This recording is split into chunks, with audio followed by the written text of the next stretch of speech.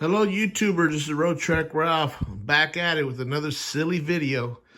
Well, anyway, today's video is about barn finds and more specific, how a barn find comes to life. Okay, so I'm sure a lot of you seen a lot of videos lately about this barn find, that barn find. It's a big thing.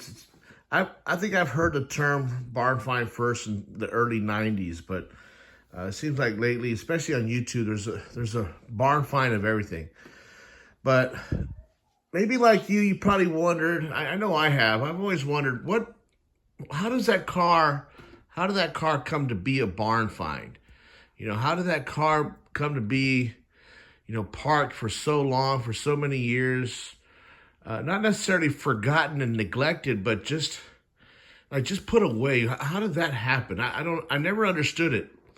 I never understood it until recently.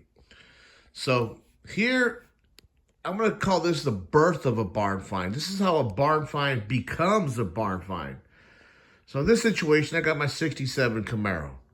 All right, I've done a lot of work to this car. I've enjoyed this car. I've driven this car. I drive my cars and I drive it like you stole it, right? I've driven this thing. Well, anyway, with my '87 square body Chevy that I got parked outside, between these two vehicles and my '72 Chevelle, also I have that Boyd Coddington shop van, and I actually have a couple other vehicles. One's an Eclipse, and I'm working on my son's Super right now. But between all these vehicles, this one here, this was, of course, I'd say this one was my favorite. However, the battery died. All right, the battery died out. It's been several months.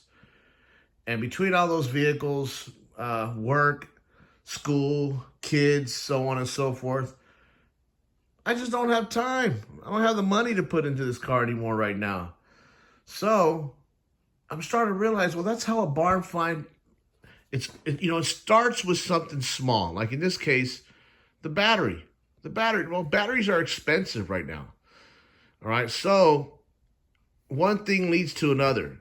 So it was started with the battery, and then I started using it for storage. So I got stuff inside, got stuff in the trunk, got stuff inside the trunk, inside the car.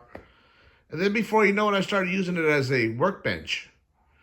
These Camaros make good workbenches. It's got a little flat area right here where I could, mess with stuff, do some little projects. So again, from the battery to storage to workbench, I think this car in 20, 30 years will make a perfect barn find.